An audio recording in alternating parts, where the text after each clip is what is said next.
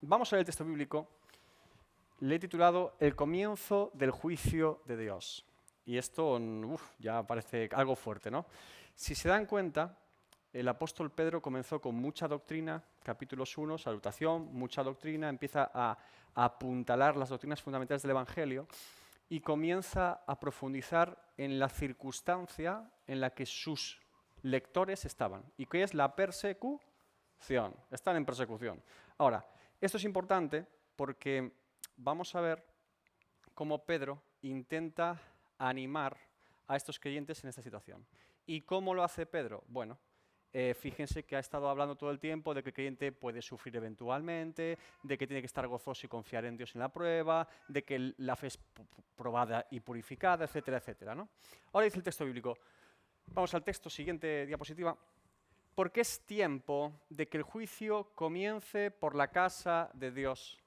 Y si primero comienza por nosotros, ¿cuál será el fin de aquellos que no obedecen al Evangelio de Dios? Y si el justo con dificultad se salva, ¿en dónde aparecerá el impío y el pecador?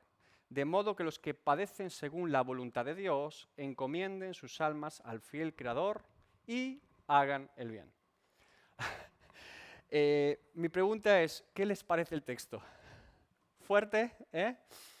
Pedro no nos da tregua, Diríamos, bueno, Pedro, danos un pequeño descanso.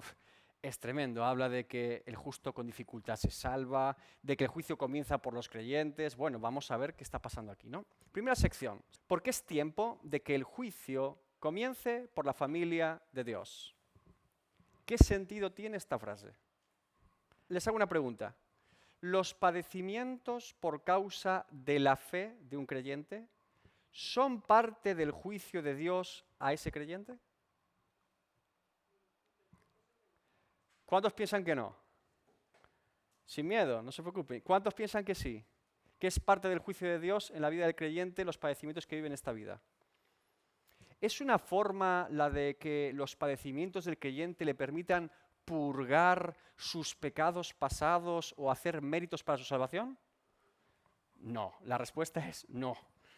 Pedro dice que el juicio comienza por la casa, se entiende por creyentes, pero no se está refiriendo en ningún caso a que purguemos por medio de padecimientos. Una cosa es decir que en la vida cristiana no hay sufrimientos y otra cosa es decir que usted tiene que hacer todo tipo de penitencias para así compensar que Dios lo salve, ¿me entiende? Siempre nos vamos a los extremos, o pare de sufrir o no paro de sufrir y así me voy al cielo de lo mucho que sufro. Ni una cosa ni la otra. No está diciendo esto Pedro.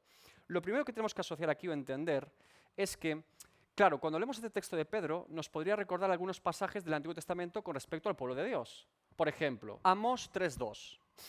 A vosotros solamente he conocido de todas las familias de la tierra. Se refiere al pueblo de Israel. Por tanto, os castigaré por todas vuestras maldades, ¿verdad? Castigo de Dios al pueblo, ¿verdad? Diríamos, bueno, Pedro está refiriendo a lo mismo, un castigo de Dios al pueblo. Otro texto, siguiente, Jeremías 25-29. Porque he aquí que a la ciudad en la cual es invocado mi nombre, yo comienzo a hacer mal. ¿Y vosotros seréis absueltos? No seréis absueltos, porque espada traigo sobre todos los moradores de la tierra, dice Jehová de los ejércitos. Claro, estos mensajes proféticos de Dios al pueblo de Israel, o en un símbolo del pueblo de Dios, que podría ser la iglesia perfectamente, eran juicios al pueblo de Dios por su desobediencia, no por su obediencia. ¿Notan la diferencia?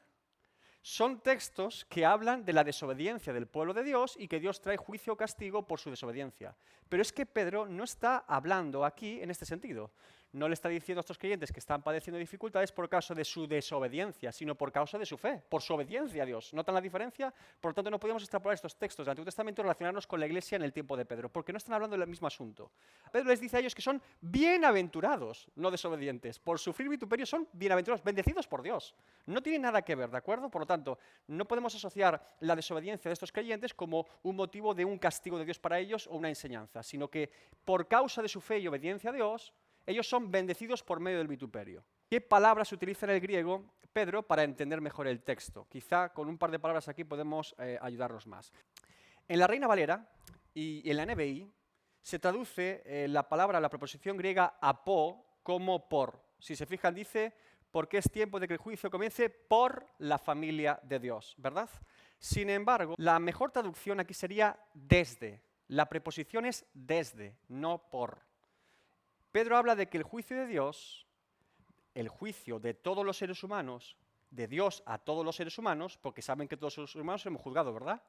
Que todo ser humano será juzgado por Dios es una evidencia bíblica. Bien, él dice que ese juicio de Dios a toda la humanidad comienza desde los creyentes hasta el resto de la humanidad. Toda la flecha implica el juicio de Dios al hombre, el juicio divino al hombre, al ser humano, ¿verdad? Pedro dice, el juicio de Dios comienza desde la iglesia al resto. Eso es lo que está diciendo, ¿se entiende? Bien, si entendemos esto de esta forma, nos va a ayudar mucho mejor a comprender la verdad bíblica que está presentando aquí Pedro. Además, la segunda palabra que quiero ver en el griego original es la palabra juicio, que significa crima, ¿sí? Juicio o sentencia es la traducción mejor para esta palabra. ¿Saben la palabra en castellano criminal o crimen? Deriva de crima, ¿sí? Bien. Aunque la palabra es muy fuerte, porque está hablando de juicio y sentencia, se está garantizando algo que el creyente, todos deberíamos saber como creyentes, que vamos a ser juzgados por Dios, hermanos. ¿Usted sabía que vamos a ser juzgados por Dios? ¿Que nos presentaremos delante del trono de Dios y allí seremos juzgados? Sí, eso lo sabemos. Pero fíjense que la palabra que utiliza Pedro es juicio, no castigo. Hemos leído el texto de Amós que decía castigaré. Cuando hablamos de castigo se refiere a una sentencia condenatoria a un culpable, ¿sí? Un juicio se emite la sentencia y cuando es culpable hay un castigo. Pedro no está hablando de castigo, de que lo que están viviendo estos creyentes es un castigo de Dios, sino que es juicio de Dios. Bien, ¿qué ocurre en el caso de un justificado cuando está delante de un juicio? ¿Qué es ser justificado? ¿Qué significa la palabra justificado? Esto es fundamental en la base doctrinal de un creyente. ¿Qué es ser justificados? El justo por la fe vivirá. Imagínense, vamos a un juicio, ¿verdad? Si usted lee la carta a los romanos, y usted debe leer mucho la carta a los romanos de Pablo, yo sé que es complicada, pero es necesario que usted la comprenda.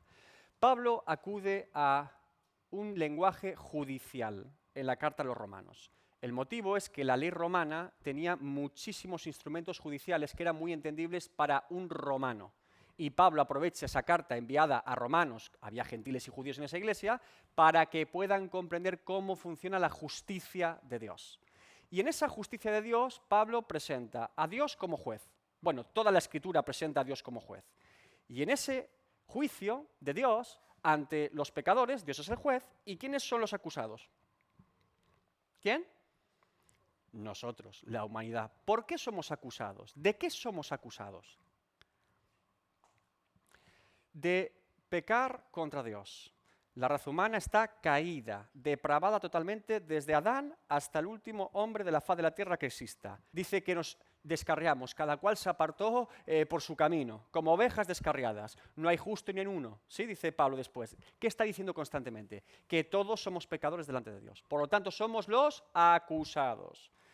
Delante de que estamos acusados de la justicia de Dios, de la santidad de Dios, de la pureza de Dios, de la perfección de Dios. El juez, el acusado. Bien, ¿cuál es el veredicto de la sentencia del juez ante nosotros? ¿Qué somos? Culpables. ¿Qué somos? Culpables. ¿Por qué? Porque todo el peso del pecado contra Dios que pesa en nuestra contra demuestra que somos culpables. ¿Sí? Bien, tenemos ya al juez, tenemos a los acusados y tenemos ya la sentencia. Culpables, todos culpables. Ni uno se salva ante la justicia de Dios por sí mismo, ¿sí? Pero, ¿cómo podríamos entonces, en el plan de salvación de Dios, cómo Dios podría haber orquestado y planificado y planeado en un decreto eterno salvar a parte de esa raza caída humana? Por su gracia, por su misericordia, por su bondad, por su amor, porque Él es bueno, porque quiere, porque podríamos habernos descartado a todos y decir, mira, culpables, chao. Ese era el decreto natural, sería, culpables, lo merecemos, hasta luego. Pero Dios, por su gracia y misericordia, dice, voy a salvar. ¿Cómo Dios puede salvar una raza caída en pecado que no cumple con la ley de Dios, pero no saltar su propia justicia, porque tiene que condenar? El culpable es culpable. Nosotros somos culpables. En la justicia de Dios, y ahí está el secreto del Evangelio, Dios permite y es justo delante de Dios, incluso delante de la justicia humana también ocurre, que alguien ocupe el lugar, sustituya al culpable en su lugar, que alguien se haga cargo de la pena sustitutivamente. Al que no conoció pecado, por nosotros lo hizo pecado, para que nosotros fuésemos hechos, ¿qué? Justicia de Dios en él. Hay una transferencia, una sustitución. Alguien que se presenta a nuestro juicio y dice, yo ocupo su lugar, para que él ocupe el mío. Claro. ¿Por qué somos justificados del juicio de Dios? Porque así como nuestro pecado le es imputado a Cristo en nuestro lugar, su justicia nos es imputada a nosotros. ¿Notan el cambio? Y ahora podemos decir que somos declarados justos, justificado. Vuelvo a repetir la pregunta. ¿Qué ocurre cuando un justificado se presenta delante del juez en su juicio? ¿Qué significa justificado? Que la deuda ya está saldada, que alguien ha satisfecho la justicia de Dios, que alguien ha aplacado la ira de Dios contra el pecado. Cuando entendemos esto, podemos ver que el texto habla de que la casa de Dios no recibe castigo de Dios, porque no hay castigo contra la casa de Dios. La ira ya ha sido aplacada en Cristo. Lo que es juicio de Dios y comienza por la casa de Dios. ¿Notan la diferencia? No estamos hablando aquí de castigo, no estamos hablando de retribución por el pecado a los creyentes, estamos hablando del juicio de Dios. Y en el juicio de Dios, todo hijo de Dios es justificado. Cristo pagó, Cristo ocupó mi lugar, por lo tanto no hay condenación. ¿Sí? Hebreos 9:22. Y casi todo es purificado, según la ley, con sangre. Y sin derramamiento de sangre no se hace remisión. En la justicia de Dios tenía que haber remisión por medio de derramamiento de sangre. Pero no servía cualquier tipo de sangre. No podía ir un animal con mancha, no podía ir un animal enfermo, un animal defectuoso. Tenía que ir lo mejor del ganado y la manada, un animal perfecto, que simbolizaba evidentemente la ley levítica a Cristo, el Cordero inmolado que quita el pecado del mundo, dice Juan el Bautista, que literalmente significa que Cristo se presentó perfecto, santo y puro delante de la justicia de Dios. Por eso la justicia de un hombre justo, el único, Cristo, al ser imputada, Dios nos ve como a su santo Hijo. Y a su santo Hijo en la cruz de Calvario lo vio como a nosotros pecadores. Y por eso la ira de Dios cae sobre el Hijo. ¿Se entiende esto? Por favor, esto deben saberlo, es fundamental en su entendimiento del Evangelio y de Dios. Porque uno vive su vida como justificado por los méritos de Cristo, no por los míos. Por lo tanto, mi adoración, mi alabanza, la gloria siempre se la lleva a Dios. Porque yo sé lo que soy y yo sé lo que es Cristo. Y entiendo la sustitución. Por gracia, no lo merecía, pero fui alcanzado por la gracia de Dios. ¿Se entendió? Bien, ahora, otro texto. Romanos 8:1, que dice el apóstol Pablo en la misma carta, claro. Ahora pues, ninguna condenación hay para los que están ¿en qué? En Cristo Jesús. Los que no andan conforme a la carne, sino conforme al Espíritu. No hay condenación. Por lo tanto, Pedro no está hablando de condenación aquí. Está hablando de juicio. Bien. Entonces, sabiendo a lo que no se refiere Pedro, no se refiere a condenación, ¿a qué se está refiriendo entonces el apóstol? ¿Qué es esto del juicio que empieza por la casa de Dios? Esto es muy interesante. Por medio de la obra de Cristo en la cruz, el creyente recibe por medio de la fe en Cristo un adelanto de su juicio final. ¿Usted sabía esto? Si decimos que somos justificados por Dios en el momento que hay fe y arrepentimiento para salvación en un pecador que reconoce a Jesucristo como su Señor y Salvador, quiere decir que en ese instante yo he sido justificado. Dios me declara justo, no por mi justicia, por la justicia imputada de Cristo. Pero si me está declarando justo en ese instante, yo ya soy justificado, quiere decir que yo me he adelantado a mi juicio final. ¿Por qué el juicio comienza por la casa de Dios? Porque la casa de Dios somos los justificados. Se nos ha declarado justos antes de presentarnos en el juicio final. Porque usted ya es justificado hoy. Usted ya es parte de la santificación hoy. No ha recibido todavía la gloria, espere un poco más. Pero somos justificados ya. Tenemos la garantía de que Dios me ha dicho, tú eres mi hijo. Justificación, adopción y comienzo la santificación. ¿Se dan cuenta lo importante que es esto? Por eso el juicio comienza por la casa de Dios. Porque la casa de Dios está declarada justa delante de Dios. El resto no. El juicio comienza por nosotros. tenemos un adelanto, literalmente, o vivimos un adelanto, literalmente, del juicio divino, los justificados. Por eso, Santiago nos llama primicias. Santiago 1:18. Él, de su voluntad, nos hizo nacer por la palabra de verdad para que seamos primicias de sus criaturas. ¿Qué significa primicias en el Antiguo Testamento? ¿Qué eran las primicias? Los primeros frutos de la cosecha. ¿Y qué se hacía con los primeros frutos de la cosecha? Se le ofrecían en adoración a Dios, en ofrenda a Dios. ¿Qué somos los creyentes? Los primeros frutos del juicio de Dios. Somos la ofrenda presentada delante de Dios. Somos las primicias. Como les digo, Pedro está siendo muy, muy profundo aquí, como casi siempre en toda la epístola. Ahora, lo que hace Pedro es una relación muy interesante aquí.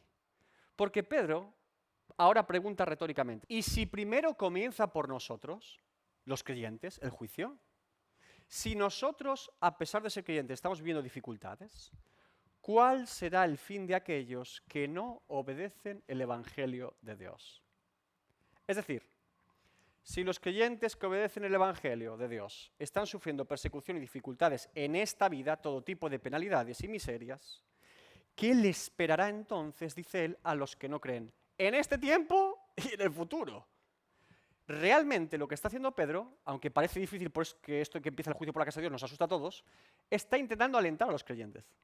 Los está intentando animar. Si Dios pasa por el fuego de la prueba para purificar la fe de los creyentes a los creyentes, ¿cuánto más Dios hará con aquellos que no tienen fe que deba ser purificada? Es lo que está diciendo Pedro. Les está recordando que aquellos que no conocen a Dios tienen un destino muchísimo peor en el presente y en el futuro porque no conocen a Dios. Y que eso debería mantenerles alentados y esperanzados de su porvenir futuro. ¿Lo está pasando mal? Pues si te cuento cómo lo va a pasar el que no cree en Dios. Básicamente es lo que está haciendo Pedro. Fíjense, como les digo, Pedro hace algo parecido, sin embargo lo compara con la gente que no cree, a lo que hace Pablo diciendo que no nos se compara este padecimiento momentáneo porque produce en nosotros un mayor peso de gloria para el futuro. Prepara al creyente advirtiéndole que el padecimiento presente evidentemente nos duele, evidentemente no nos gusta, evidentemente sufrían, pero produce en nosotros un mayor peso de gloria cara al futuro. Y que los que no conocen a Dios tendrán justa retribución de su pecado y su destino es muchísimo peor. Bien, y si el justo con dificultad se salva, ¿en dónde aparecerá el impío y el pecador? También es complicado, ¿verdad? Pedro toma Proverbios 11:31. Un texto, por cierto, bastante complicado de traducir, sobre todo porque es poético y es irónico, diría yo. Fíjense, de la Reina Valera y la NBI traducen de la siguiente manera. Dice, ciertamente el justo será recompensado en la tierra, cuanto más el impío y pecador. ¿Tiene esto sentido, si lo entendemos literal? ¿O es una ironía? ¿O está diciendo algo, repito? Si leemos la Reina Valera de forma literal, no poética, ciertamente el justo será recompensado en la tierra, cuanto más el impío y el pecador. ¿Qué tipo de recompensa se refiere el proverbio? ¿A una buena o a una mala? Se refiere a una recompensa mala, ¿verdad? La traducción no nos ayuda, pero no está hablando de que, oye, pues si un justo es recompensado en su vida, mucho más el impío. No está diciendo esto, ¿verdad? ¿Entendemos la ironía? ¿Entendemos el juego de palabras? Bien, NBI, si los justos reciben un pago aquí en la tierra, ¿cuánto más los impíos y los pecadores? Tampoco nos ayuda la NBI en este caso, ¿verdad? Bien, por eso Pedro no toma ni la NBI ni la Reina Valera. Bueno, no las tenía en su momento tampoco, No toma, mejor dicho, el texto hebreo, escrito en hebreo. Lo que hace Pedro es tomar la Septuaginta. La Septuaginta es la traducción de 70 eruditos de Alejandría de la Biblia hebrea del Antiguo Testamento al griego. Esa es la Septuaginta, muy común en la época de Pedro. Y lo que hace Pedro es tomar esa versión, esa traducción al griego de eruditos hebreos, del hebreo al griego, porque resulta que tiene una traducción más entendible. Dice la Septuaginta del griego, si los justos a duras penas se salvan, ¿qué será de los pecadores que viven sin Dios? Ahora lo entendemos mucho mejor, ¿verdad? Que es precisamente la cita que toma Pedro. Pedro toma una cita de la Biblia Septuaginta, la traducción al griego del hebreo en Alejandría. Como les digo, Pedro la toma, considero, de forma intencional, porque sigue construyendo teológicamente su pensamiento. Al afirmar, si los justos a duras penas se salvan, desde mi punto de vista, ya no solo Pedro traza la temporalidad de la vida del creyente y los padecimientos que tiene, sino más bien qué implica la salvación para los hijos de Dios. Mateo 7:14, ¿a duras penas nos salvamos? ¿Qué dice Jesús? Estrecha es la puerta y angosto el camino que lleva a la vida, y pocos son los que la hallan. A duras penas nos salvamos, ¿sí? No se salvan muchos, se salvan pocos. ¿Recuerdan a Pablo después de haber sido apedreado en Listra y dado por muerto, vuelve a la ciudad y después hace un circuito de predicación en Antioquía de Pisidia e Iconio? ¿Qué palabras utiliza Pablo para consolar y animar a los creyentes? ¿Saben cuál es la frase? Hechos 14:22. Es necesario, escuchen bien, que a través de muchas tribulaciones entremos en el reino de Dios. A duras penas se salvan los justos. ¿Lo entiende ahora?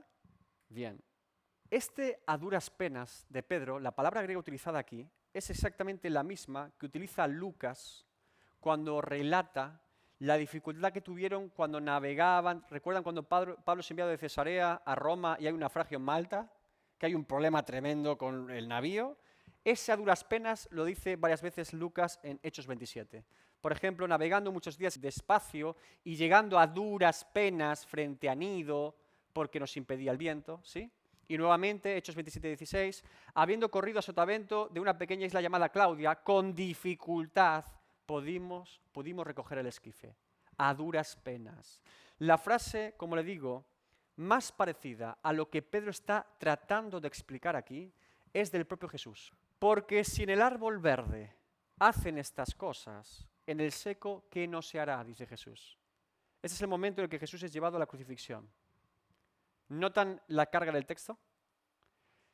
Si Dios tiene a bien que su santo Hijo padezca la crucifixión, y lo están haciendo con el árbol verde, que es Él, ¿qué no se hará de parte de Dios con el árbol seco?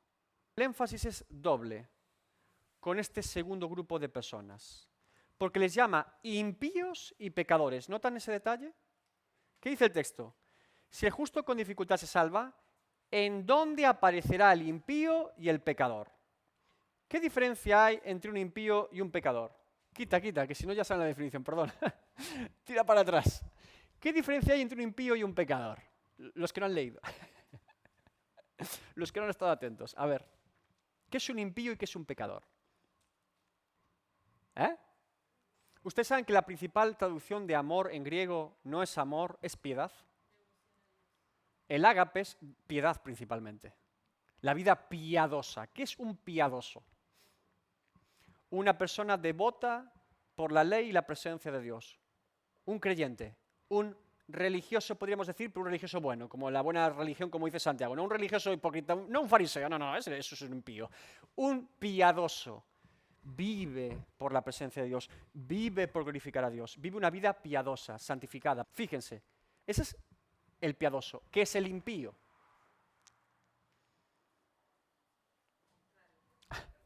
Literalmente, el que no es piadoso. Es decir, todo lo contrario a un piadoso. Un impiadoso, podríamos decir, que no es así, pero un impío. Es falta de piedad o profesión de fe por Dios. Este no ama ni adora a Dios, no tiene piedad por Dios, no tiene ningún tipo de piedad, no ama ni adora a Dios, ni busca a Dios, ni quiere nada acerca de Dios. No le da a Dios lo que merece, porque no lo adora, no le rinde culto, ¿sí? No le da a Dios lo que merece, ese es un impío. Ahora, ¿qué es un pecador? ¿Qué es pecar? Hay muchísimas palabras en el hebreo y en el griego, ¿no? Sobre todo en el hebreo. Podría ser iniquidad, abón, podría ser jatar, que es literalmente maldad, podría ser errar en el blanco. Hay un montón de palabras en hebreo, ¿verdad? Todas esas son pecado. ¿Qué es pecar contra Dios? Es incumplir sus preceptos y su voluntad. Es transgredir la voluntad y la ley de Dios.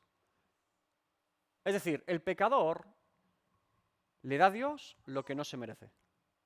¿Nota la diferencia? El impío no le da a Dios lo que él merece.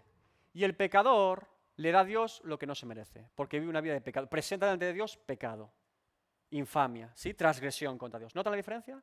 Ahora, claro, ambas están relacionadas. El impío y el pecador les llama impíos y pecadores, pero notan el énfasis de Pedro aquí.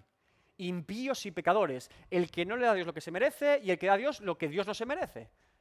Ambos, ¿no? Si a los justificados nos pasa esto, ¿qué creen que le pasará a un impío y a un pecador? Está diciendo Pedro, ¿sí? Insisto, la carga del texto intenta animar a los creyentes para que comprendamos la verdad de la eternidad de lo que implica de personas que no conocen a Dios. Y es terrible, ¿verdad? Bien. De modo que los que padecen según la voluntad de Dios encomienden sus almas al fiel Creador y hagan el bien. Pedro no está escribiendo ni a pecadores ni impíos, está escribiendo a creyentes, ustedes lo saben, comenzó la carta escribiendo a creyentes y sigue escribiendo a los creyentes. No está haciendo una sección está escribiendo a creyentes. A creyentes perseguidos por causa de su fe y padeciendo por causa de su fe, no por su desobediencia. Ahora, padecen estos creyentes, según Pedro dice que padecen según la voluntad de Dios. Pedro está diciendo que él considera que el padecimiento de estos creyentes es la voluntad de Dios para ellos. ¡Hala! ¿Qué les parece? Díganme su opinión. ¿Les parece bien? ¿Les parece mal? ¿Les parece injusto? ¿Les parece desagradable? Pedro no está diciendo solamente que ellos padecen, está diciendo que lo que padecen y lo que están padeciendo es por la voluntad de Dios. Es que Dios quiere que pasen por eso. ¿Cómo les sienta? Pero sabemos por qué no es por la desobediencia. Insisto, Pedro no está atribuyendo, miren, están pasando por esto, porque recuerdan cuando les prediqué el Evangelio que eran unos insensatos. Pablo, un paréntesis, Pablo cuando escribe a los Corintios o a cartas así, les dice que están pasando. ¿Qué dice Pablo, por ejemplo, con la Santa Cena? Algunos de vosotros estáis enfermos y otros han muerto por tomar la Santa Cena indignamente, dice Pablo en Corinto. Está diciendo que literalmente Dios ha traído juicio porque están haciendo las cosas mal. Pedro no dice, oye, estáis pasando por esto porque estáis haciendo las cosas mal. Está diciendo, estáis haciendo las cosas bien. Y por eso Dios en su voluntad quiere que padezcáis. ¿Me estás entendiendo? Es tremendo esto. Lo primero que quiere dejar claro Pedro, y todos debemos entender esto, es que todo lo que nos ocurre en nuestra vida, en último término, es la voluntad soberana de Dios. Repito, todo lo que nos ocurre en nuestra vida, en última instancia, es la voluntad soberana de Dios. Y si negamos esto, entonces negamos la providencia y la soberanía de Dios. Así de sencillo. Porque si yo creo que estoy en mis propias manos, o en la mano de Satanás, o en las manos del mundo, y que eso, por algún motivo, es ajeno a la soberanía de Dios, o que Dios lo permite, o que Dios así lo quiere de forma específica porque así lo ha decretado, estoy totalmente equivocado. Estamos en las manos de Dios, todos nosotros, todos los seres humanos, todas las criaturas. Estamos bajo el gobierno y la soberanía de Dios y bajo la providencia de Dios. Cuando hablamos de providencia o divina providencia, decimos que confiamos en que Dios tiene para nosotros lo que Él tiene para nosotros. Sea bueno desde nuestro punto de vista, regular desde nuestro punto de vista o malo desde nuestro punto de vista. Porque no se trata de nuestro punto de vista, se trata del punto de vista de Dios. Ahí está el punto de la confianza y la fe en Dios. Si decimos esto, quiere decir, por lo tanto, que es la voluntad de Dios que estos creyentes padezcan, lo está diciendo Pedro de forma clara, pero no implica que sufrir padecimiento es estar lejos de Dios. No necesariamente. Dios está con estos creyentes en medio de la dificultad y prueba.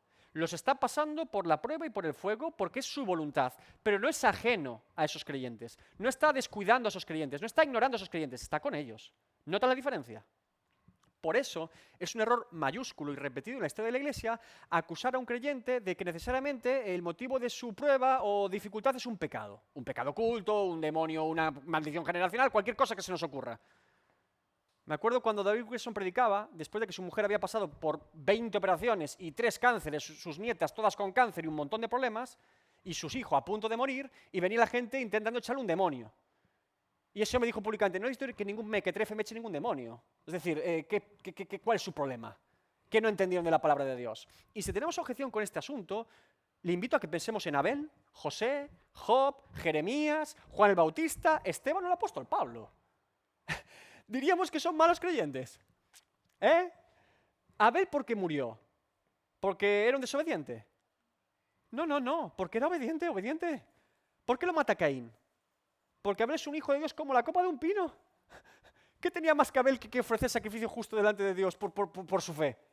¿Por qué fue justificado Abel? Por su fe. Y Caín lo mata. ¿Fue culpable Abel de su propia muerte por su pecado? No diríamos esto, ¿verdad? Bueno, José, el pobre José. ¿Qué culpa tenía José? Bueno, decir en público los sueños que entendía, ¿verdad? Ser poco prudente quizás, pero era un chico, ¿verdad?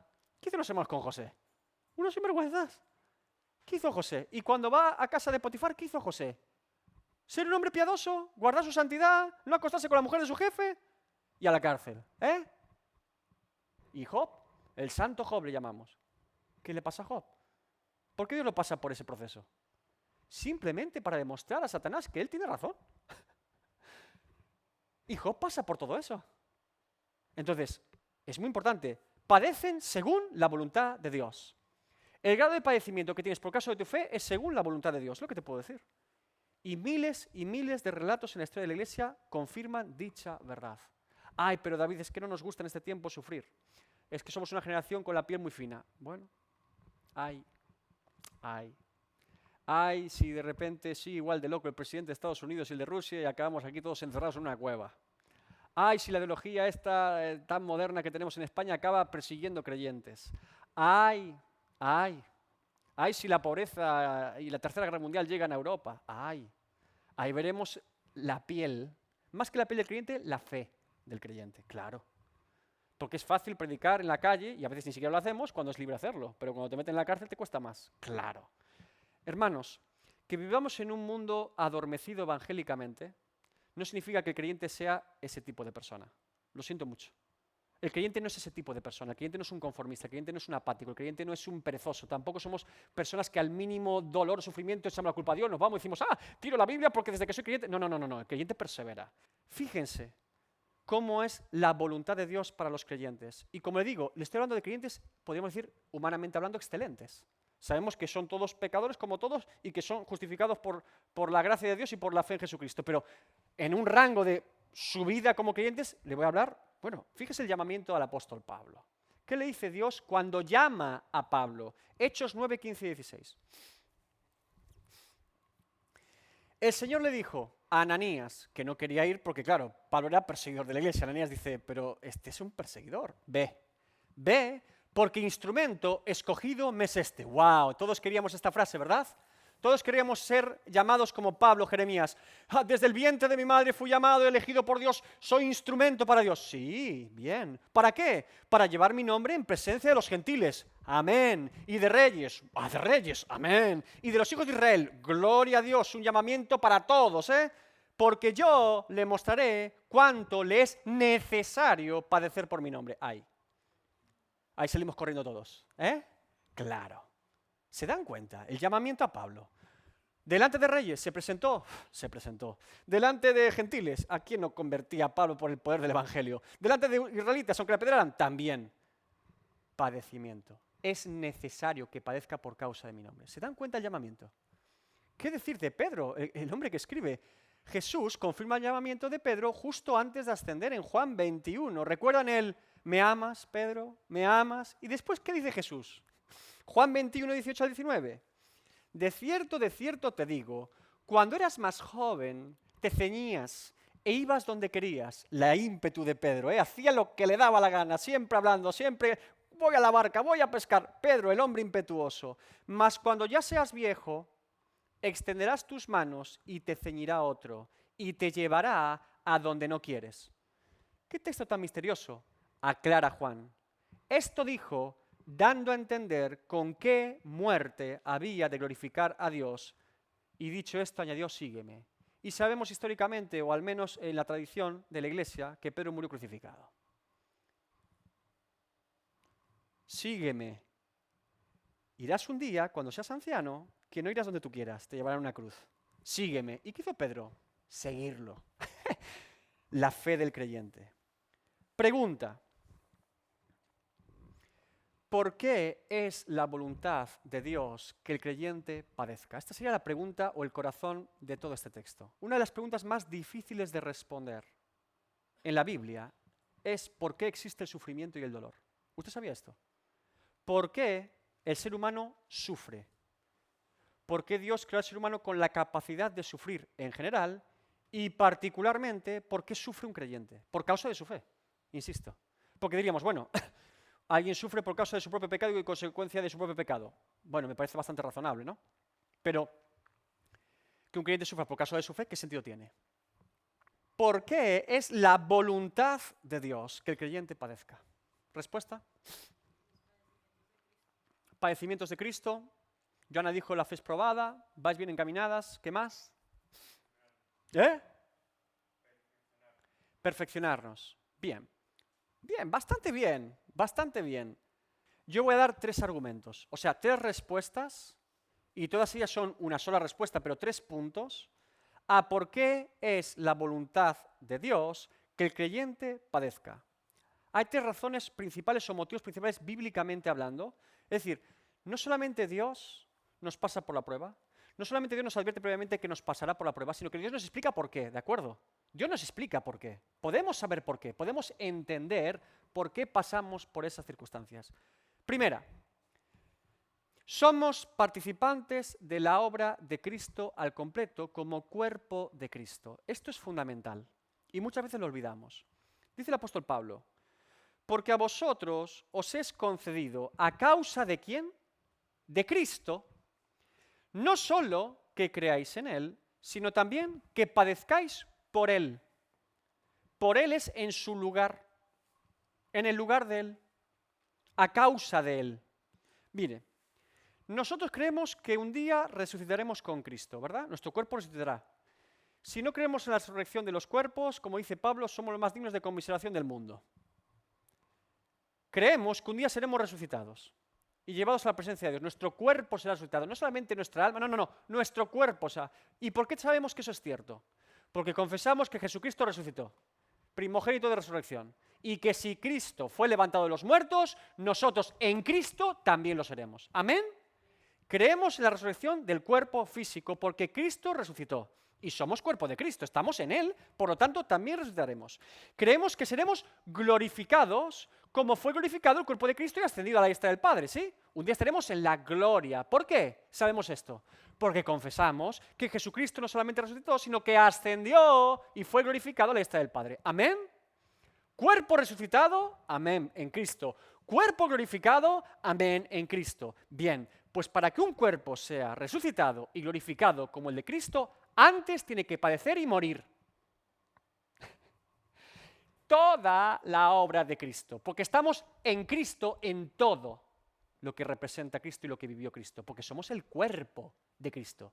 Así que en el cuerpo natural de Cristo tenemos Cristo nació, nosotros nacemos de nuevo, Cristo padeció, nosotros padecemos porque somos cuerpo de Cristo, Cristo murió, nosotros moriremos como murió Cristo, Cristo resucitó, nosotros resucitamos como Cristo y Cristo fue glorificado y nosotros seremos glorificados como Cristo. ¿Se dan cuenta de la secuencia al completo? Por algún motivo queremos la segunda y nos ignoramos la primera. Somos cuerpo de Cristo. Dicho de otra manera, puesto que Cristo está a la diestra del Padre, hoy intercediendo por nosotros, como dice Pablo en Romanos 8, la Iglesia, los creyentes somos, a día de hoy, el cuerpo de Cristo en la tierra. Encarnamos a Cristo en la tierra, simbólicamente hablando. ¿Se entiende? Cristo está en los cielos, pero simbólicamente su cuerpo sigue en la tierra porque nosotros encarnamos a Cristo aquí en la tierra. Somos su cuerpo en este mundo, miembros los unos de los otros y cuya cabeza es Cristo. Por lo tanto, si al cuerpo físico de Cristo cuando vino al mundo lo trataron como lo trataron, ¿qué espera el cuerpo simbólico de Cristo, la Iglesia, que lo traten? ¿Se dan cuenta? Tiene todo el sentido del mundo, ¿verdad? Tiene coherencia, ¿verdad? ¿Sí? ¿Les parece interesante? Ahora, ¿eso trae cierto consuelo a su vida sabiendo que usted padece los padecimientos de Cristo porque es el cuerpo de Cristo? Quiere decir, por eso dice Pablo, que tienen el privilegio de padecer por causa de Cristo. Porque quiere decir entonces que cuando yo estoy sufriendo algún tipo de sufrimiento por causa de mi fe en esta vida, eso es una demostración en mi vida de que soy cuerpo de Cristo. ¡Gloria a Dios! Ahí tiene ese gozo inefable. Soy cuerpo de Cristo, por eso padezco. ¿Se dan cuenta? Porque si no lo fuese, no padecería por causa de mi fe. ¿No le llena de gozo esto? Pues era mi mejor argumento. Gócese en la prueba, gócese en la tribulación, gócese en la dificultad por causa de su fe, porque eso revela que usted es cuerpo de Cristo. Y que un día, al igual que ahora padece, y un día morirá, será resucitado y glorificado por la eternidad. Gloria al Señor. Alabe al Señor por eso. ¿Cómo le da la vuelta a la tortilla el Evangelio siempre a todo, verdad? Bien, segundo argumento. La fe es probada y purificada en nuestra vida presente. 1 Pedro 1,6,7, el mismo autor, unos capítulos antes, ¿recuerdan? Aunque ahora, por un poco de tiempo, si es necesario, tengáis que ser afligidos en diversas pruebas. ¿Para qué? Para que sometida a prueba vuestra fe, mucho más preciosa que el oro, el cual, aunque perecedero se prueba con fuego, se hallada en alabanza, gloria y honra cuando sea manifestado Jesucristo. ¿Se dan cuenta? La fe es probada para ser purificada, porque nuestra fe puede ser pequeñita, como dice Jesús muchas veces, hombres de poca fe, no dice de ninguna, dice de poca. Poca es poca, no ninguna, ¿eh? Y nuestra fe puede estar impura por muchas cosas que se nos pegan, del mundo, de doctrinas extrañas, de ideas erradas de Dios, de muchas cosas. Es una fe que tiene que ser purificada. ¿Y cómo es purificada la fe? Dice el apóstol Pedro, igual que el oro. ¿Qué se hace con el oro? Se le pasa por fuego, por un crisol. ¿Qué es un crisol? Lo vimos el otro día. El crisol es un lugar de altas temperaturas, donde solamente los metales más nobles y puros pueden resistir la temperatura y el resto de cosas se van desapareciendo, se evaporan, se fulminan por el fuego. Es purificado.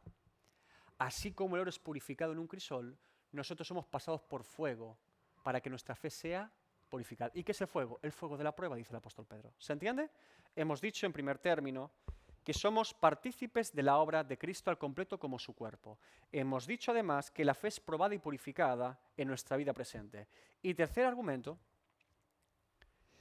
la prueba nos hace depender de la gracia y comunión con Dios. Dios es sabio. ¿Cuál es la voluntad de Dios? ¿Cuál es la voluntad máxima de Dios para con su vida? ¿Cuál cree que es la voluntad de Dios?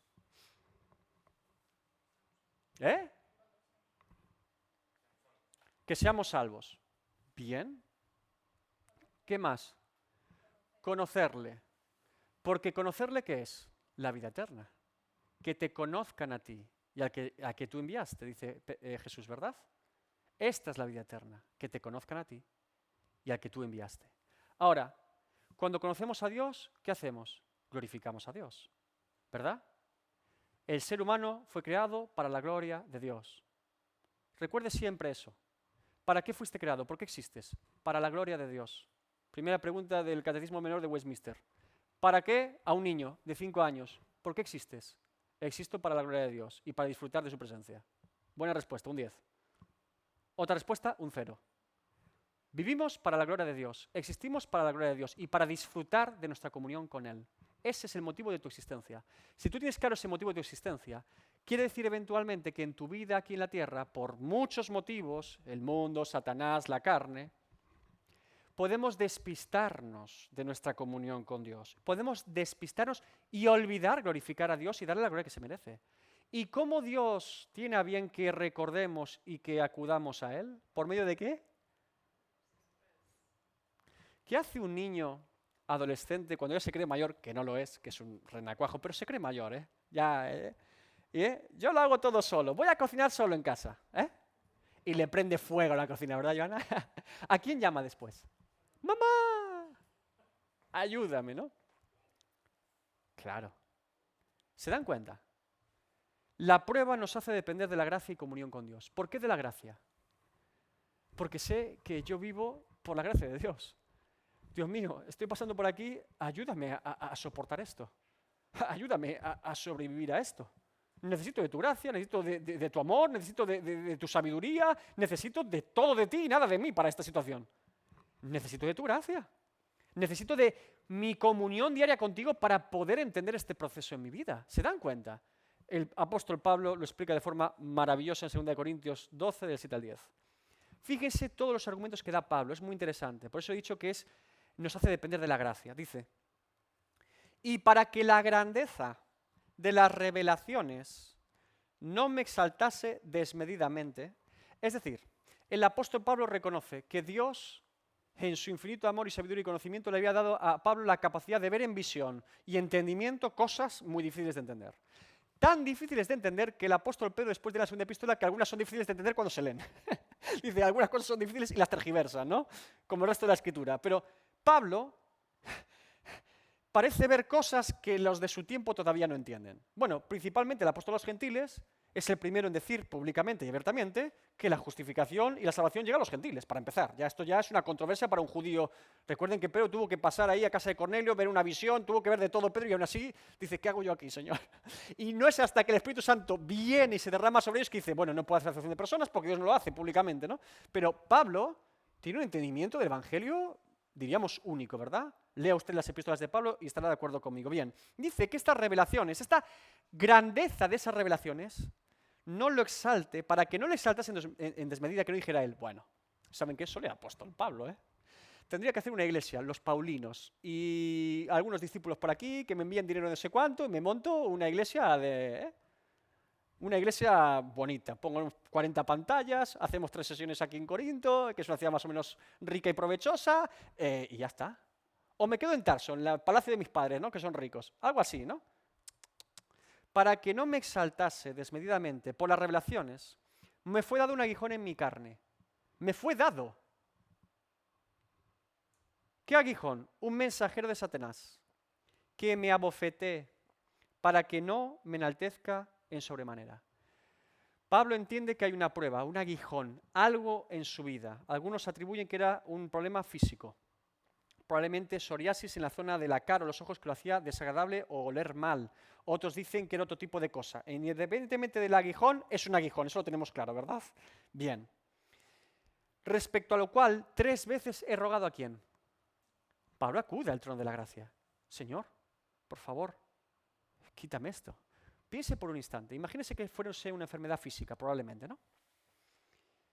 ¿Qué es para un hombre que cuando suda de trabajar haciendo tiendas, se seca con un paño, se limpia el sudor, tira el paño por allí, alguien lo coge, se lo lleva a un enfermo y el enfermo se sana?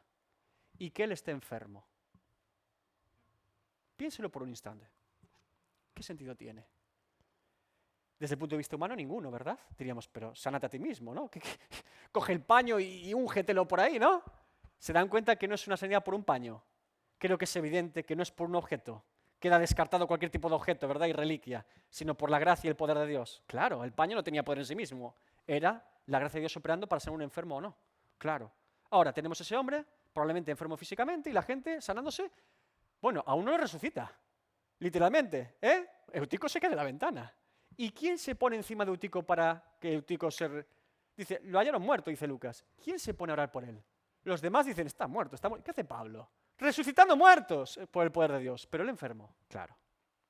Respecto a lo cual, 3 veces, no una. Porque uno diría, bueno, si le digo a Dios una vez, quizás que quiere que insista. ¿Esto saben qué ocurre también? Dios puede hacernos perseverar en la oración por medio de la insistencia. ¿Qué hizo con Daniel? Daniel intercedió por el pueblo y dice, desde el primer día Dios había tenido la respuesta, pero había una interferencia espiritual.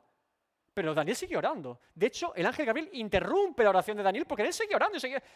Yo le garantizo que Daniel no hubiese parado de orar hasta que tuviese respuesta. Ese hombre se iba a morir orando si hiciera falta. Así era Daniel. Pero llega el ángel Gabriel y dice, desde el primer día Dios contestó, pero he llegado más tarde por este motivo. Pero Daniel seguía orando. Insistía, insistía. Pablo dice 3 veces, ¿verdad? Bien. 3 veces ha rogado al Señor que lo quite de mí, Porque sabe que aunque el mensajero sea de Satanás y lo bofetee, lo zarandee, sea lo que sea, la dolencia, sabe que el único que lo puede quitar es Dios. Y que si Dios lo permite, en último término, Dios tiene su voluntad que esto ocurra. ¿Se dan cuenta a quién acude Pablo? Pablo acude al Dios que puede librarlo de eso. Pensando, Señor, ¿cuál es tu voluntad con esto? Quítamelo yo, si fuera por mi voluntad, quítamelo, no lo quiero. Pero le ruega 3 veces al Señor. Y me ha dicho, ¿bástate qué? Mi gracia, bástate mi gracia, porque mi poder se perfecciona en la debilidad. Pablo entiende algo. Esto no va a ser quitado de mí nunca. No va a ser quitado de mí nunca. Voy a convivir con esto hasta el día que me muera. Esto me va a seguir abofeteando todos los días. Pero eso es ¿para qué? Para que no confíe en mis capacidades, sino en la gracia de Dios. Y ahora Pablo determina, hace la siguiente afirmación. Por tanto, de buena gana, a gusto, adrede, intencional, me gloriaré más bien en mis debilidades, para que repose sobre mí el poder de Cristo. Por lo cual, por amor a Cristo, me gozo en las debilidades, en afrentas, en necesidades, en persecuciones, en angustias, porque cuando soy débil, entonces soy fuerte. Aleluya. La gracia de Dios se derrama sobre los débiles, no sobre los fuertes. Porque no somos fuertes, pero los que se creen fuertes nunca acuden a la gracia. Los que están débiles, los que están en persecución, en angustia, en afrentas, en debilidades, en problemas por causa de su fe, siempre dependen de la gracia de Dios. ¿A quién van a acudir si no? ¿Se dan cuenta? Le he dado 3 motivos contundentes para entender las pruebas de un creyente o por qué es la voluntad de Dios que un creyente padezca. La primera es, somos participantes de la obra de Cristo al completo como cuerpo de Cristo. La segunda es que la fe es probada y purificada en nuestra vida presente como creyentes. Y la tercera es que la prueba nos hace depender de la gracia y comunión con Dios. Sabiendo esto, ahora Pedro da 2 ordenanzas muy claras a los creyentes que ahora ya saben que están padeciendo por la voluntad de Dios, por causa de la voluntad de Dios. Que este padecimiento proviene porque Dios tiene un propósito y motivo para con ellos, ¿sí? 2 ordenanzas claras de Pedro. Primera, encomienden sus almas al fiel Creador. Entreguen sus almas a Tistes. Es la única vez que aparece esta palabra en todo el Nuevo Testamento, Tistes. Y significa creador de todo o fundador o autor de todas las cosas. Ahora, Pedro dice que este autor de todo, fundador o creador de todas las cosas, es fiel, verdadero y confiable. Al fiel creador. Me encanta esta combinación que hace Pedro. El apóstol Pedro no solamente les recuerda, por lo tanto, a los creyentes que Dios es su creador, sino que es su sustentador, el que los sostiene. Esto es muy importante. El deísmo, o el agnosticismo de alguna forma, en alguna variante, cree que Dios es creador, que tiene que haber un creador, un relojero que puso en marcha el motor del mundo y el reloj y salió corriendo y nunca quiso saber nada más de la creación que hizo. Eso es el deísmo, ¿sí? No niegan que hay un creador, niegan que el creador quiera relacionarse con la criatura. Por lo tanto, el creador hizo y se fue. El creyente, nosotros, los creyentes, creemos no solamente que Dios creó el mundo, sino que lo sustenta y lo sostiene todos los días. Cada pajarillo que sale es por la gracia y voluntad de Dios, el favor de Dios para el hombre. El sol sigue ahí porque Dios quiere, en su voluntad, lo sostiene. La tierra sigue rodando porque la sostiene Dios. Hay agua en las laderas porque Dios la riega todas las mañanas. Los pajarillos cantan porque Dios los llama a cantar todas las mañanas. Usted se levanta porque Dios lo permite. Creemos no solamente que Dios crea, sino que toda la providencia de Dios es general y particular y específica para cada criatura. No un motor en marcha automático, ¿no? Diríamos, bueno, las mareas son automáticas, el sol automático, la gravedad automática, y esto es un funcionamiento como si fuese una especie de sistema o motor que tú lo has puesto en marcha y va funcionando. No. Lo que decimos es que Dios todos los días engrasa el motor, hace allí cosas, lo mueve, cambia una tuerca, la ajusta por aquí, cambia. Dios está operando todo el tiempo. en la vida real y la historia del ser humano, todo el tiempo. Su mano está presente, su presencia está cerca de aquellos que le buscan de corazón. Es un Dios cercano a su creación, un Dios implicado con su creación, un creador fiel. Porque no solamente ha creado, sino que es fiel a lo que creó y va a cumplir su propósito en su creación. Por lo tanto, Dios es creador y sustentador, las dos cosas, ¿sí? Isaías 41:13, por ejemplo, porque yo Jehová soy tu Dios, quien te sostiene de tu mano derecha y te dice, no temas, yo te ayudo. Salmos 18, 35 al 36, me diste asimismo el escudo de tu salvación, tu diestra me sustentó y tu benignidad me ha engrandecido. Ensanchaste mis pasos debajo de mí y mis pies no han resbalado. Primera afirmación de Pedro, encomienden, entreguen sus almas al fiel Creador. Confíen, por lo tanto, si la voluntad de Dios es esta, que Dios nos llevará a buen puerto. Sea en esta vida o en la futura, Dios nos llevará a su propósito. Amén.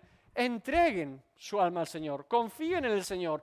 Mira, Señor mío, mire, el mejor ejemplo sería los amigos de Daniel, ¿no? ¿Qué hicieron los amigos de Daniel? Horno de fuego, Nabucodonosor allí todo loco, adoren la estatua. Y ellos entregaron su alma al Señor y dijeron, mira, ¿sabes qué? Estamos en manos de Dios. Si nos quemas, que nos quemes. Si salimos vivos, que salgamos vivos. Entregaron su alma al fiel Creador. ¿Sí? Bien. Segunda, hagan el bien. Encomienden sus almas al fiel Creador y hagan el bien.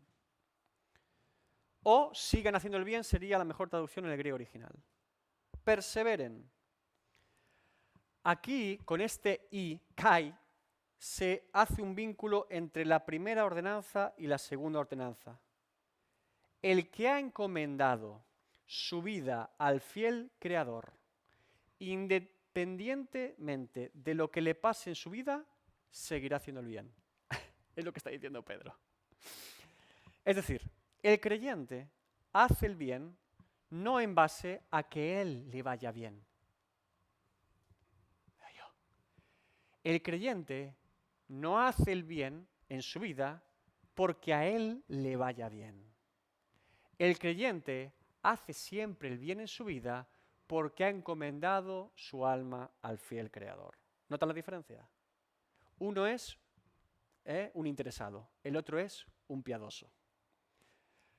El creyente siempre va a vivir una vida piadosa, con amor al prójimo y buscando la gloria de Dios, porque no depende de las circunstancias o problemas o ventajas que tenga en esta vida. Porque eso también ocurre. A veces decimos, bueno, lo malo me aleja de Dios. Bueno, lo bueno también te puede alejar de Dios, ¿eh? Hay gente que se ha vuelto loca con lo bueno, aparentemente, humanamente hablando.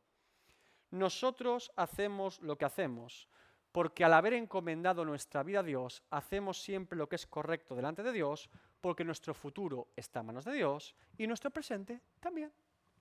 Porque nuestra vida ya está encomendada a Dios desde ahora. Señor, lo que tú quieras para mí, hoy, hasta la eternidad, lo que tú quieras para mí, es tu voluntad. Pedro nos invita a confiar en la voluntad de Dios, a soltar las riendas de nuestra vida y decir, Señor, confío en tu voluntad y yo voy a hacer lo que tengo que hacer, que es el bien, hacer lo correcto. ¿Sí? Podríamos decir que esta frase es, el que entrega su alma al fiel Creador hace el bien. Una cosa implica necesariamente la otra. El que hace el bien es porque ha entregado su alma al fiel Creador. Miren, termino ya, Quizás uno de los creyentes que mejor ejemplifica los 3 versículos de Pedro que hemos leído en esta noche sobre el sufrimiento por la voluntad de Dios es David. Sobre todo en el tiempo del rey David antes de ser rey, cuando era perseguido por Saúl. ¿Sí? ¿Recuerdan a David? Ese chico que no vivió ese chico. Saúl lo quería, tocaba bien el arpa, le calmaba el espíritu demoníaco que tenía Saúl y lo quería empalar. Lo persiguen, dice, pero se tiene que ir con los enemigos filisteos ahí escondiéndose, babándose por allí, a la cueva de Adulam. ¿Qué nos pasó David? ¿Verdad? ¿Recuerdan esa etapa de David? Bien. Fíjense un salmo de David, uno de mis favoritos, Salmo 27. Se lo voy a leer entero, escuche bien al salmista. Fíjense que vive la misma doctrina que Pedro. Él tiene el mismo entendimiento ya muchos siglos antes, fíjense. Cuando tienes problemas en tu vida presente por causa de tu fe, confía en la voluntad de Dios. Dice el salmista, David, Jehová es mi luz y mi salvación. ¿De quién temeré? Jehová es la fortaleza de mi vida. ¿De quién he de atemorizarme? Cuando se juntaron contra mí los malignos, mis angustiadores y mis enemigos, para comer mis carnes, ellos tropezaron y cayeron. Aunque un ejército acampe contra mí, no temerá mi corazón. Aunque contra mí se levante guerra, yo estaré confiado. Una cosa, he demandado a Jehová, esta buscaré, que esté yo en la casa de Jehová todos los días de mi vida, para contemplar la hermosura de Jehová y para inquirir en su templo, porque Él me esconderá en su tabernáculo en el día del mal, me ocultará en lo reservado de su morada, sobre una roca me pondrá en alto. No puede haber más referencias mesiánicas del Salmo en 5 líneas. Luego levantará mi cabeza sobre mis enemigos que me rodean, y yo sacrificaré en su tabernáculo sacrificios de júbilo. Cantaré y entonaré alabanzas a Jehová. Oye, oh Jehová, mi voz con que a ti clamo. Ten misericordia de mí y respóndeme. Mi corazón ha dicho de ti, buscad mi rostro. Tu rostro buscaré, oh Jehová, no escondas tu rostro de mí, no apartes con ira a tu siervo, mi ayuda has sido, no me dejes ni me desampares, Dios de mi salvación. Aunque mi padre y mi madre me dejaran, con todo Jehová me recogerá. Enséñame, Jehová, tu camino y guíame por senda de rectitud a causa de mis enemigos. No me entregues a la voluntad de mis enemigos, porque se han levantado contra mí testigos falsos y los que respiran crueldad. Hubiera yo desmayado si no creyese que veré la bondad de Jehová en la tierra de los vivientes. Aguarda a Jehová, esfuérzate y aliéntese tu corazón, sí espera a Jehová. Esto lo había entendido todo, antes que Pedro, por la fe. ¿Se dan cuenta? El creyente no es esa persona intocable, humanamente hablando, por los problemas de la vida o circunstancias difíciles. Todo lo contrario. Se lo he dicho, se lo diré 50 veces, usted me escuchará esto muchas veces. Algunos dicen que soy un predicador demasiado católico con el tema del sufrimiento del creyente. No es que sea demasiado católico, me considero demasiado bíblico en este sentido. Ignorar el sufrimiento en la vida de un creyente es algo terrible en este tiempo. También le he dicho que es terrible someter al creyente a sufrimiento simplemente por el hecho de creer que es salvo por sufrir y hacer penitencias. Evidentemente lo descartamos esto como bíblico. Pero lo que sí le estoy diciendo es que el creyente debe estar atento y entendiendo lo que va a vivir y lo que va a padecer por causa de su fe. Cuando tenemos eso claro, nos disponemos a afrontar y pelear la batalla. ¿Cómo? Dependiendo de la gracia de Dios, buscando su presencia y confiando en la divina providencia y soberanía de Dios. Señor, no entiendo mucho, pero aquí estoy, ¿verdad? Entonces vamos a pelear. Te levantas y para adelante en el nombre de Jesús. Insisto, si es por causa de su fe. No me venga después llorando porque sus malas decisiones y su pecado en su vida ahora sale a la luz y eso es un desastre. Claro, hay que sanar eso, hay que arrepentirse de eso y Dios es misericordioso y acudimos al trono de la gracia. No me refiero, insisto, a problemas derivados de nuestras propias errores, malas decisiones y pecado. Me refiero a causa de la fe. Cosas que vienen y pueden venir y eventualmente vendrán a nuestra vida y que en su voluntad Dios tiene también preparadas para nosotros. ¿Sí? ¿Amén? Bien. Terminamos el capítulo 4, que es el que Pedro más lo relaciona con el sufrimiento del creyente. Dudas y preguntas. No hay competencia en la Trinidad, Ryan. Ahora, resolviendo el texto, ya que lo preguntas, yo en este caso lo asocio a Dios Padre y explico por qué. Porque normalmente, tanto el apóstol Pedro como el apóstol Pablo y en general los escritos del Nuevo Testamento llaman a Dios Padre Dios, Teos, y a Dios Hijo Señor, Curios. Y el texto dice, de modo que los que padecen según la voluntad de Dios, Teos. Y ahora le llama fiel creador. Si dijese, de modo que los que padecen según la voluntad de Curios, del Señor, te diría, está hablando del fiel creador de Cristo y está asociando por ahí, por así decirlo, la creación por medio de la palabra, ¿no? Pero en este caso yo no lo asociaría ahí. En este caso preservaría la idea de Dios Padre, porque habla Dios Padre y Dios Creador, también es algo muy habitual en el Antiguo Testamento, evidentemente. En este caso mantiene la palabra teos y no curios, ¿no? Por eso, de la Trinidad, puesto que estamos hablando de ese asunto, yo aquí lo entiendo como Dios Padre, por ese motivo. Así que sí. En el caso de, ya digo, cuando es teos, por ejemplo, en el griego Nuevo Testamento, suele asociarse al Padre. A veces lo que hace, que es maravilloso, es, oh Señor mío y Dios mío. ¿Qué dice Tomás? ¿Recuerda ese texto? Se presenta, bueno, este texto es maravilloso. Tomás dice, si no lo veo, no lo creo. Pero Tomás, Pedro ha ido, está el sepulcro vacío, las mujeres lo han visto, lo atestigamos todos los discípulos menos tú, que justo no estabas. Da la casualidad que tú estabas haciendo otras cosas. ¿Qué estaba haciendo Tomás? Es una buena pregunta, ¿verdad? Tomás, no. Tomás llamado el Dídimo. ¿Sabes lo que significa Dídimo? Gemelo. Bueno, eso es otro tema. Tomás es un tipo interesante en la Biblia. Pero Tomás, que probablemente tenía un gemelo, este hombre dice, si no lo veo, no lo creo. Y no solamente me bastaría con verlo, porque a lo mejor puede ser una revelación, una visión. No, no, no, yo tengo que meter mis dedos, tiene que ser corporal. Fíjese que la exigencia de Tomás no es cualquier tontería. Parece mucha incredulidad de Tomás, pero su teología está bastante afinada. Él no se conforma con ver una aparición mística o visionaria del Jesús que él conocía. Él quiere comprobar que ha resucitado físicamente y que el cuerpo es real. Lo que exige Tomás, aunque insisto, pueda parecer mucha incredulidad, es teológicamente bastante correcto, Tomás. El tipo dice, no, no, no, habéis visto una visión, me lo puedo llegar a creer, pero cuerpo y tal, lo quiero comprobar. ¿No habéis hecho ese ejercicio vosotros? ¿No habéis metido los dedos en la llaga? ¿Qué tontos sois? ¿A ver si era una aparición? No, no, hemos comido con él, pero lo habéis tocado. Yo quiero tocarlo, quiero comprobar que es Cristo resucitado. Eso es lo que argumenta Tomás. Ahora, Tomás deja eso ahí y al día siguiente están comiendo y aparece Cristo resucitado. ¿Y qué dice Tomás? Pueden comprobarlo en el Evangelio. Oh, Señor mío y Dios mío. Oh, curios mío y teos mío. ¿A quién se lo está diciendo? A Jesús. ¿Lo estás llamando Señor y Dios? Claro, porque la unidad en Trinidad, ¿no? La Trinidad en unidad, pero fíjense. Entonces, hay textos que evidentemente que se combinan teos y curios, ¿no? En este habla de teos, por eso lo preservo para Dios el Padre, pero bueno, es una anécdota, ¿no? Básicamente. Señor, te doy gracias, Dios mío, por esta noche. Padre, te pido que tú nos ayudes a retener lo que hemos escuchado, Dios mío. Lo importante es realmente... Yo creo, Dios mío, que a veces tú nos hablas por medio de tu palabra, anticipándote a nuestra realidad en la vida. Quizás ahora hablamos de estas cosas y suenan un poco lejanas, o de otros tiempos, o los padecimientos de otros creyentes en otros lugares. Me temo, Señor, que es intencional de tu parte recordarnos estas cosas por algún motivo particular. Y creo, Señor, realmente que vivimos en un tiempo tan inestable, humanamente hablando, que no podemos ignorar cómo pueden cambiar las cosas en un instante.